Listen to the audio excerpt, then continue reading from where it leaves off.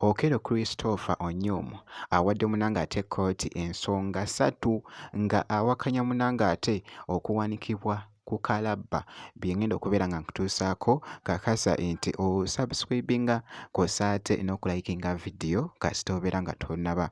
Bampita Jaminati, nsinza ku Jaminati UG. Wabula Munange ebikyatambula ku social media oyinza okulaba nga oli asaakinga n'agamba nti nno ki ekigenda mu maaso Munange ku Okello Christopher, kkooti yasalawo ki. Twasembayo okulaba wali nga balaga nti nno Okello ataddeyo Munange okusaba kwe kiyite appeal.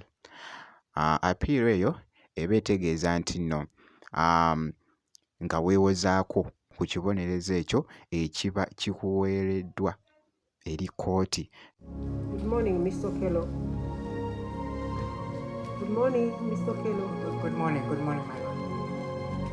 Please, we are resuming our session this morning. And like I told you the other day, if you need to sit or... So, omukulu ono Munange Okello avuddeyo n'awa ensonga 3.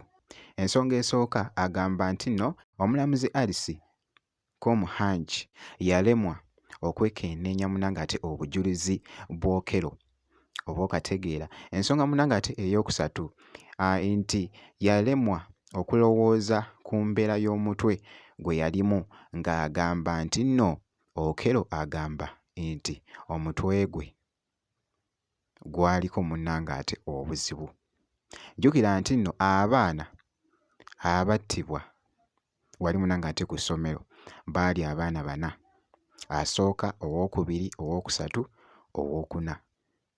So ensonga Munange ey'okusatu agamba nti nno kuno assizzaako n'agamba nti nno kkooti yamuwa Munange ekibonerezo ekikakali ennyo eky'okuteekebwa Munange kalabba oba okategeera. So bw'atyo Munange Okello bw'akyagamba era nga biraga nti nno Okello ali Munange mu kaduukulu ka poliisi. So tewannaba kubeerawo update yonna nti Okello Munange addibwamu ku appeal eno ey'ensonga 3 gye yawa esayidi eyo. So byonna Munange ebinaasingawo tujja kubeera nga tukutegeeza. Ky'olina okukola okwekuumira Munange ku Jaminati UG. Ebisigadde byonna gwe kasita obeera ng'osubscribinze, ebisigadde byonna Munange bitulekere. So omukulu ono abamu ne batandika n'omukolamu AI anti munnange ensi ebadde eyogeranga nnyo ku mukulu ono Okello.